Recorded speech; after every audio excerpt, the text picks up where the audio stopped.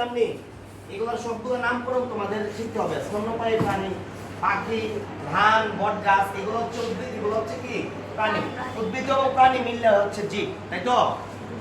আগে ভাগে থামাইও, হ্যাঁ না, প্রাণীর বিভিন্নতা তৈরি করছো। পরমাণুর গঠন, এটা কেমিস্ট্রির একটাই পরমাণু। আমাদের যখন কেমিস্ট্রি পড়া, স্যারের কেমিস্ট্রি পড়াইবো, এটা কেমিস্ট্রির তাইলে আমরা এটা লেখা দিই, বলো ঠিক আছে? তুমি লেখা দাও, আমি দিলে তোমার লেখা দাও। এটা সেম আমাদের জীবের বিভিন্নতা, এটা সেম একটু আগে যেটা বর্ণনা দিয়েছিলাম। আরেকজন আসো এদিকে, কাজে ফাঁকি তোকে স্যার একটা কাজ দিলে তো তাড়াতাড়ি করবে। এই টিচারদের কাজে আগে আগে থাকবা, তাইলে ভালো লাগবে। এরপরে দেখো, আসো এই যে আমরা প্রায় লিখছি, এই যে আমরা প্রাণী কোষের চার্ট পাইছি নি আমরা এই চার্টটা কিন্তু আজকে পড়াইছিলাম না? এই চ্যাপ্টারটা দ্বিতীয় চ্যাপ্টারে আমরা এটা পড়াইছিলাম না? দেখি প্রাণী কোষের চার্ট। এই দেখো প্রাণী কোষ স্যারে কিন্তু আগে দিছিলাম। প্রাণী কোষের কোনো কোষ গহ্বর থাকে না, এই কারণে যেগুলো আছে এখানে দেখো, এটা হচ্ছে কি, এটা কি নিউক্লিয়াস, ঠিক আছে? নিউক্লিয়াসের সাথে যেটি আছে এটা হচ্ছে এন্ডোপ্লাজমিক রেটিকুলাম, আমরা জানি। কিন্তু এটা হচ্ছে মাইটোকন্ড্রিয়া, কোষের শক্তিকর বলা হয়, কালকে চিত্র আঁকছিলাম, ক্লাস 9 এ দেখেছিলাম।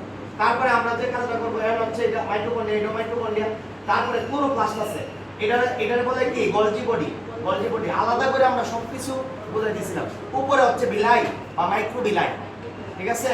আশা করি এইটাও তোমরা ধারণা পাইছো না সবাই? দেখো, দেখছো এই চিত্র দিয়া বুঝাইলে একটু সহজ লাগে আর কি, একটু বড় করে দেখা গেল জিনিসটা। আশা করি বুঝছো। এটা লেখা দাও, হ্যাঁ এটা তুমি পাশে লিখে দিও, সুন্দর করে লিখে দিও, ঠিক আছে? জীবের বিভিন্নতা লেখা দাও, পিছনে লেখা দাও। এটাও কি সেম, মানে অনেকটা আছে জীবের বিভিন্নতা, ঠিক আছে? আরেকটা জিনিস, তোমরা কিন্তু আমি এগুলা নিও না, বাসে নিও না, হ্যাঁ স্কুলের সম্পদ, ওকে? আসো তারপরে এটা এই চ্যাপ্টারে এখন আমি যাই নাই, আসি তো গেছি।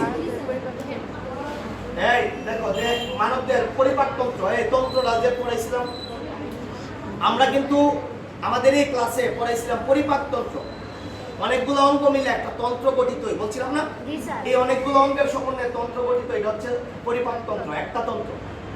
মুখ দিয়া শুরু, অন্য নালী একটু বড় করে দিছে, এবার যকৃৎ দেখছো, এরপরে কি পাকস্থলী দেখছো কেমন, এরপরে পিত্তথলি, ঠিক আছে? আচ্ছা, মানবদেহের সবচেয়ে বড় গ্রন্থির নাম কি বলতো? মানবদেহের সবচেয়ে বড় গ্রন্থির নাম হচ্ছে যকৃৎ, জানো নি? সবচেয়ে বড় গ্রন্থি, এই গ্রন্থির নাম হচ্ছে যকৃৎ। দেখো এটার সমান কি আর কিছু কোনটা আছে? এটা অনেক বড় করে দিছে না যকৃৎ, ঠিক আছে? আমরা যেটারে বলি কি, কোনটা এটা? যকৃৎটা কোনটা কও? কলিজা, ঠিক আছে? আচ্ছা, এরপরে দেখো, তারপরে দেখো পিত্তনালী, তারপরে কি পাকস্থলী, তারপরে কি অগ্ন্যাশয়, তারপরে কি পিত্তথলি আছে। পিত্তথলি যেটা আমরা অনেক সময় কই না পিত্ত, অনেক সময় মাছের থাকে, ইয়র থাকে, গরুর থাকে, এইগুলা দেখছো, ওই যে এটা যদি গইলা যায় এটা অনেক তিতা লাগে। আচ্ছা যাই হোক, বৃহদান্ত্র, এটা কি বৃহদান্ত্র জিনিসটা কি? ক্ষুদ্রান্ত থেকে ওয়া দেখো, একটা হচ্ছে ক্ষুদ্রান্ত, এটা হচ্ছে ক্ষুদ্রান্ত, আর একটা হচ্ছে বৃহদান্ত্র। বৃহদান্ত্র দিয়ে এই মলাশয় হয়ে, হ্যাঁ, আমাদের যে অপাচ্য পদার্থগুলো বের হয়ে যায়, কথা বুঝছো? একবারে লাস্ট।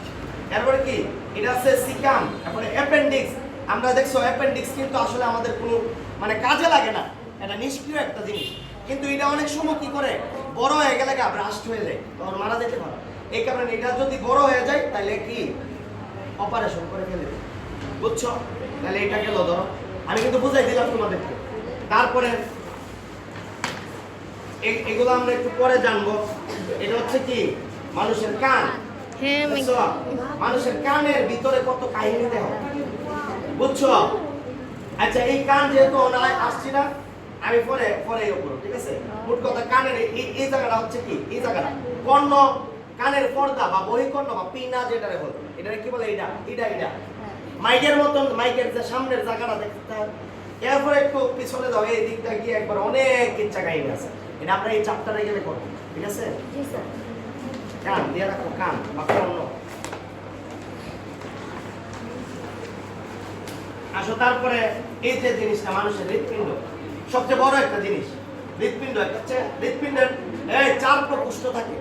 শোনো, হৃৎপিণ্ড কয় প্রকোষ্ঠ বেশি?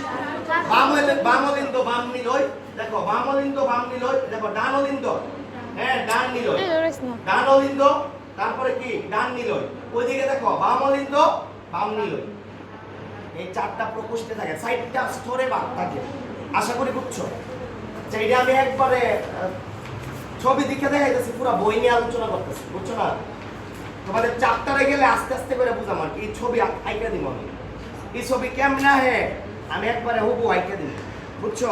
এটা নিয়ম আছে কেমনে আঁকবা। লাভ পারো না, লাভ ফান পাতা পারো না, ফান পাতা একটা ফান পাতার ভিতরে 2টা আইও ফেরা দিলে ভাই হয়ে গেল। এটা কি টাকা? এই দেখো মানবদের বিভিন্ন তন্ত্রের, আমরা একটু আগে যে বইয়ের মধ্যে ছিল, এই মানবদের বিভিন্ন তন্ত্রের সরল চিত্র, ঠিক আছে? ও এটা এমনি রেখে দেবো। আচ্ছা ক্লাসটা কি ভালো লাগতেছে না? জি স্যার। অনেক কিছু দেখতে পারতেছো? জি স্যার। আমাদের কথা হচ্ছে আমরা তোমাদেরকে দেখানোই মেইন, ঠিক আছে? আমার ক্লাসে আমি বিভিন্ন কিছু দেখাই, স্টুডেন্টরা কিছু দেখুক, কারণ আমরা আমাদের সময় এগুলো দেখতে পারছি না। আচ্ছা এটা আমাদের ওই যে মাইটোসিস কোষের চার্টটা, বুঝছো? মাইটোসিস চার্ট, ঠিক আছে? আমাদের আছে prophase, prometaphase, metaphase, anaphase, telophase. তোমরা জানো এগুলো? জি স্যার।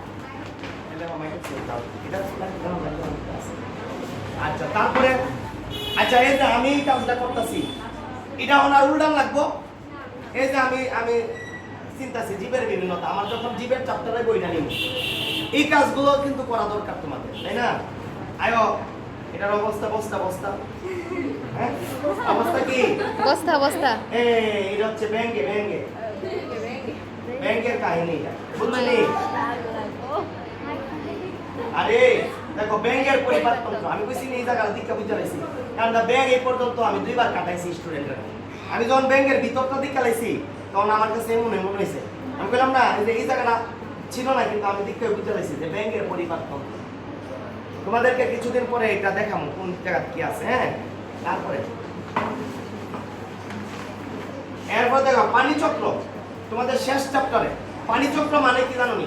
পৃথিবীতে পানির পুনরাবর্তন, বারে বারে ফিরে আসা। একবার বৃষ্টি হয়, বৃষ্টির পানি প্রচুর রোদ্রে খরাতে আসে, যখন প্রচুর রোদ্রে কি হয় এটা বাষ্প। বাষ্পে পরিণত হয়ে যায়। কথা বুঝছো? বাষ্প থেকে আবার উপরে গিয়া মেঘের সৃষ্টি হয়, মেঘ ঘনীভূত হয়ে কি হয়? বৃষ্টি। বাষ্পটা ঘনীভূত হয়ে মেঘের সৃষ্টি হয়, মেঘটার থেকে কি আবার বৃষ্টি। বৃষ্টি না, ঠিক আছে? এইভাবেই পড়ে।